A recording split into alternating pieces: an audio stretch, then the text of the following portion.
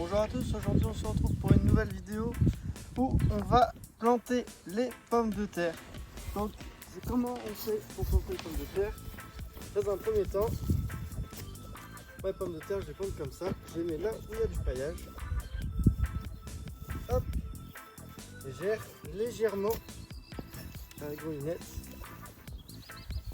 la terre. Voilà. Tac. Un premier passage, on aère. Hop. On profite pour retirer la grosse mauvaise herbe. On fait attention à ne pas embêter les vers de terre. Hop là.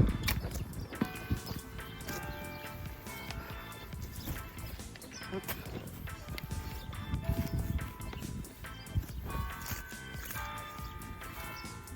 Donc ensuite, comment on fait? Donc je vais vous montrer.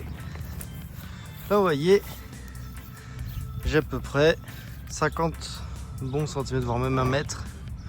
J'ai bien 1 mètre là à peu près d'espace. Donc dans un premier temps, hop, j'écarte un petit peu mon paillage. Hop là. Je creuse voilà, délicatement pour un petit peu plus décompacter le sol. Voilà. On peut voir que là il y a plein de vers de terre.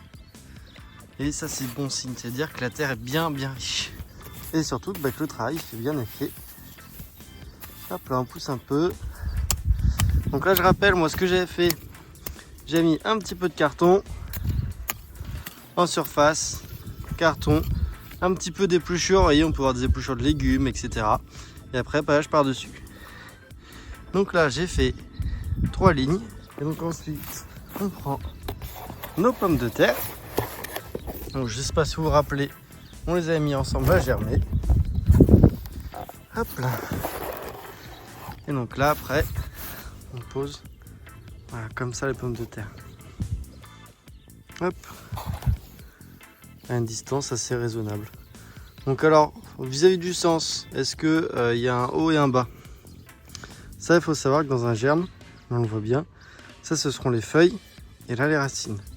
Donc le problème c'est que si vous mettez en bas, les feuilles vont mettre beaucoup de temps. Si vous mettez en haut, les racines vont aller vers le bas. Donc honnêtement, c'est... j'en sais rien. Je mets à peu près au milieu. Voilà, vous mettez au milieu. C'est très bien comme ça. Voilà. Milieu, bas, je sais pas. Et là on commence à voir les feuilles. Là on voit bien. Bien les feuilles. Donc c'est pour ça que moi j'ai tendance à mettre un peu sur le côté. Parce qu'au moins sur le côté, les feuilles n'auront pas trop de chemin et les racines non plus. Voilà. Donc vous faites comme ça. Et pareil. Voilà, hop. Voilà. Faites attention à ne pas faire comme ce que je viens de faire. Il va casser un germe. Voilà. Tac. Donc ensuite, comment je fais? C'est simple. Je réenterre bien toutes mes pommes de terre. Voilà. Et surtout, on remet bien le paillage par-dessus. Voilà. Pourquoi je mets du paillage? C'est simple. Parce que là, on est tout début avril. Donc, tout début avril, c'est-à-dire qu'il y a quoi? Encore des possibilités de geler. Donc, s'il y a des possibilités de geler, c'est-à-dire qu'il ne faut pas que les pommes de terre sortent trop tôt. Ou alors, si elles sortent tôt, il faut bien protéger les germes. Et donc, c'est pour ça que moi, je paille. Parce que la chaleur du compostat, donc c'est-à-dire le compostat, c'est quoi? C'est simple, c'est le compost, enfin l'herbe au moment de se dégrader, ça va faire de la chaleur. Alors pas beaucoup, hein, mais suffit qu'il y ait 1 ou 2 degrés, suffit qu'il y ait un gel à 0, au moins les pommes de terre sont protégées à 1 ou 2 degrés. Voilà. Voilà, et donc on fait comme ça, et après, vous voyez là, sur toute la ligne, après vous faites comme vous pouvez. Donc moi ici je me suis fait un petit tas que j'ai laissé sécher et après je vais prendre ce tas et comme ça, hop là, hop, Donc là c'est simple, c'est quand vous tondez, hein. Moi c'est la pelouse. Et hop, on remet par-dessus. Voilà. Vous verrez qu'au moment de la récolte, ce qui est impressionnant, c'est qu'il n'y aura plus rien. Toute cette paille, tout ce foin, il n'y aura plus rien. Allez, et ben c'est parti.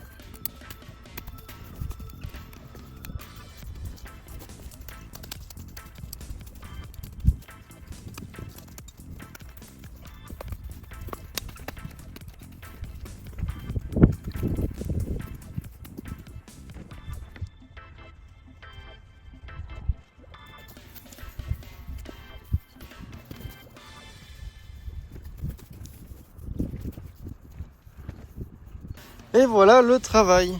Donc là vous pouvez voir, d'ici, hop, jusqu'à là, on a pu faire les pommes de terre. Donc là on a à peu près, à dire 7 mètres, 8 mètres de pommes de terre. Donc voilà, clairement ça fera pas une autonomie en pommes de terre. Clairement pas. Après c'est pas le but recherché, honnêtement. Là aujourd'hui le but, simplement de produire un peu de pommes de terre quand même. Je n'ai pas non plus une surface, ou alors il faudrait que je fasse entre les allées, je développe. Mais ça va plutôt être au fur et à mesure parce que mine de rien, développer une autonomie alimentaire, du pané. Développer une autonomie alimentaire, ça demande du temps, plus qu'autre chose. Forcément un peu de terrain, mais aussi beaucoup de temps. Parce que vous voyez là, il faut, bon ça on avait dit que c'était un échec, mais il faut désherber. Vous voyez, le meilleur exemple, alors là on va le faire là, mais hop, on va essayer d'éviter de marcher. Vous voyez ici, là il y a les oignons. Voilà, clairement il faut désherber. Tout ça c'est pas normal.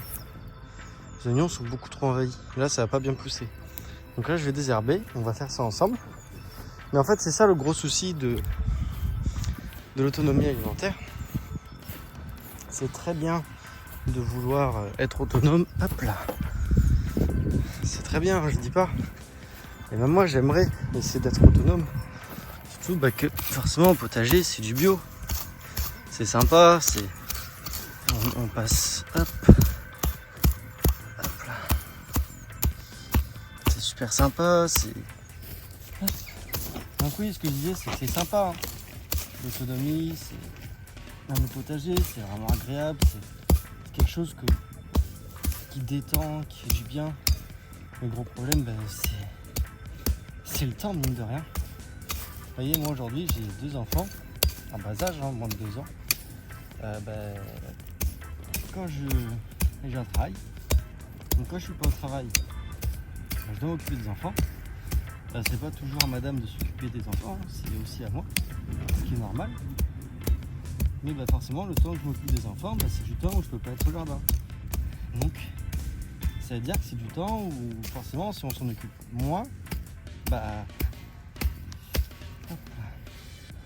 quand on s'en occupe pas, c'est les mauvaises herbes s'en occupent, ça crée de la concurrence.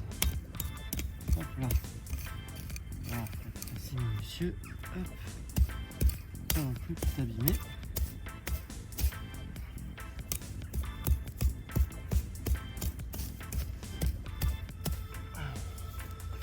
Forcément,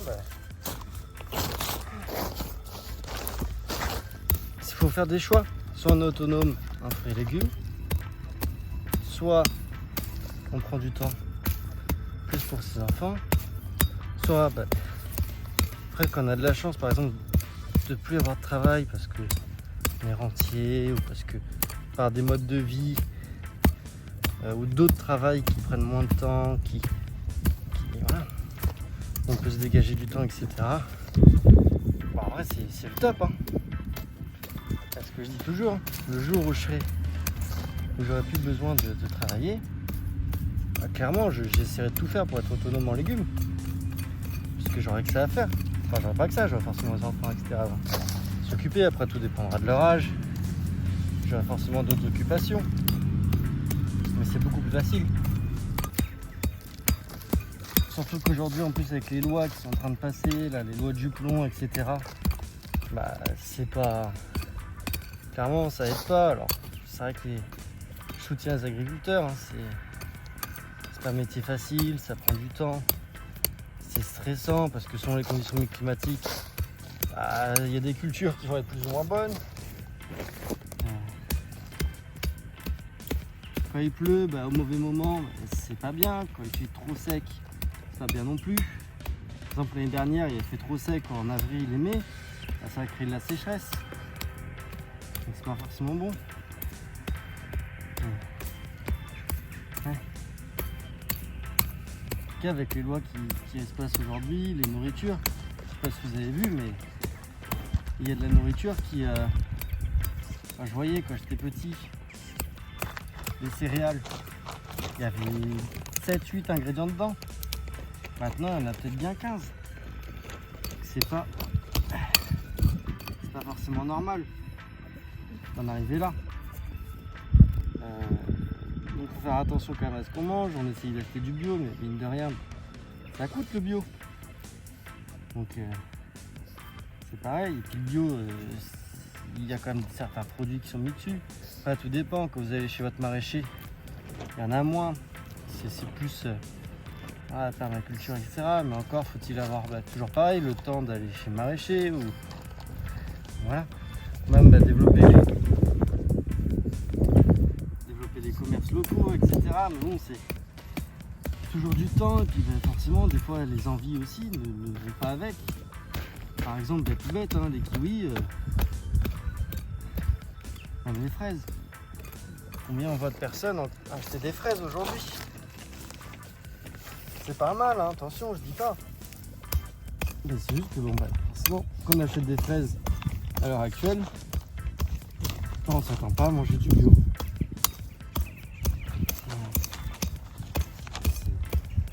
Enfin, tout ça pour dire, parce qu'on divague, mais tout ça pour dire que l'autonomie, c'est bien, c'est des beaux objectifs. On a envie d'être autonome, un maximum. Mais c'est pas... Il faut aussi remettre la réalité en contexte, quoi. C'est comme... je vois beaucoup de... Ce qu'on ne montre pas forcément sur YouTube, parce que les personnes ne montrent pas forcément sur YouTube, mais tout ce qui est engrais, etc. Je sais pas vous, mais... par exemple, quand je vois des jardiniers sur YouTube avoir des superbes récoltes, etc., je trouve ça dommage qu'il n'y ait pas assez d'échecs mis en avant. Enfin, forcément, je vais vous dire pourquoi on suivrait un gars qui a des échecs. Ça, c'est clair. De toute façon, nous on va faire une vidéo là après. Il y aura une vidéo juste après celle-ci sur la pomme de terre. Vous aurez une vidéo sur voilà, espérons qu'il va tenir. Sur un premier bilan du premier trimestre, on va parler sur les échecs. Quels sont les échecs et quelles sont nos réussites sur les semis, sur les cultures. Voilà. Et comment peut-être améliorer ça pour la prochaine fois, pour l'année prochaine, ou pour les prochains semis, ou les prochaines cultures. Là, vous voyez, je suis parti en vacances. Vous verrez, c'était dans la vidéo précédente, on avait préparé de toute façon vous verrez, on avait préparé comment se préparer au mieux pour les vacances. Bah, mine de rien, là c'est quand on part en vacances, bah, il y a des choses qu'on peut plus faire. Et bah, dès qu'on fait plus certaines choses, le jardin nous le rappelle. Ah, et pourtant je suis parti 5 jours. Vous verrez bien. Hop là. Vous verrez dans la prochaine vidéo, mais c'est toujours, voilà, c'est le temps. Tant qu'on ne prend pas au jardin, la nature nous fait rappeler. C'est pas pour rien que tout le monde était paysan fut un temps. C'est que pour se nourrir, bah, c'est un vrai travail à plein temps. Hop là. Donc là, mon désherbage. Après, je vais vous montrer un peu ce que je fais. Je fais du gros, hein. Pour être pas à faire du désherbage très fin.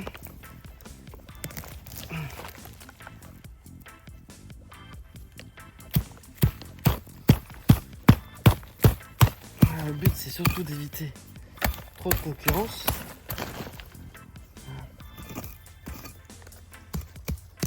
Même si des fois, bah, c'est pas facile. Après, ce qu'on fera, là il est encore un peu tôt, mais je pense plutôt vers mi-avril, fin mai, on va pailler. Et vous allez voir, le paillage, ça mine de rien, ça permet de vachement diminuer. Vous voyez, là c'est déjà beaucoup plus propre, tout ce qui est l'ail. Plus que l'oignon à finir. Hop. Vous voyez, je fais après comme ça. Alors l'oignon, c'est beaucoup plus difficile parce qu'il est plutôt petit. Et il y a certaines, voilà. Là, vous voyez, par exemple, je viens d'arracher un oignon. Donc c'est assez délicat à faire. Hop là. C'est vrai que c'est compliqué de faire de manière assez précise. Alors moi j'adore cet outil. Voilà, c'est une sorte de croc. Petite binette, croc, je sais plus comment ça s'appelle. On achète ça à 2 € à Action. Et ce qui est plutôt bien, c'est qu'elle est, hop là, elle est plutôt fine, donc on peut passer facilement entre les rangs. Il y a le petit croc. Et surtout, bah, mine de rien, pour arracher la petite mauvaise herbe, c'est plutôt pas mal. Hop là. Tac. Voilà.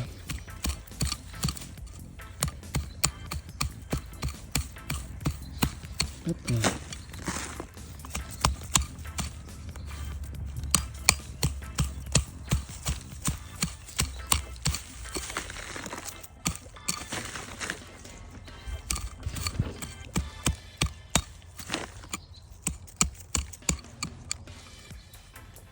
Voilà. Hop.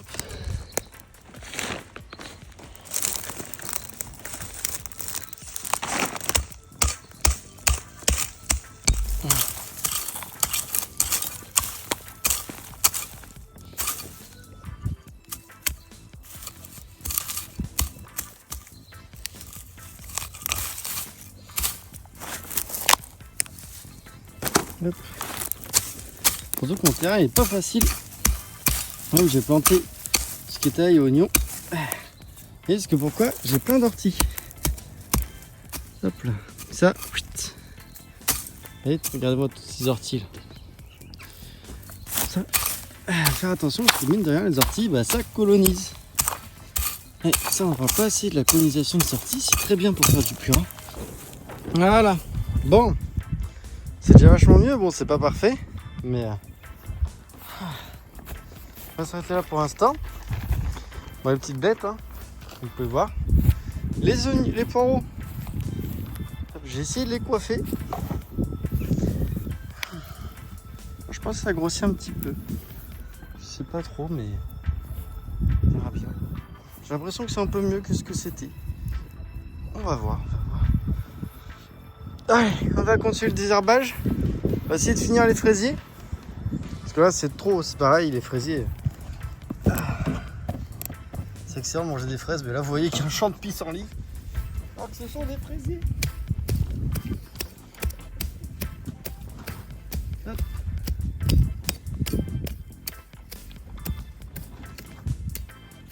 Allez, bon, on se retrouve une fois que j'ai fini. Ok, donc on se retrouve. Donc j'ai fait le gros des fraisiers. Donc là, il y a seulement au centre. Oui, j'ai déterré un fraisier. Je l'ai mis là. Il était là, je l'ai mis là. En fait, j'ai décalé mes fraisiers pour que ma fille puisse, mine de rien, aller chercher. Parce que, même pour nous, hein, honnêtement, au centre, c'était très compliqué d'aller bien les chercher. Donc c'est pas facile.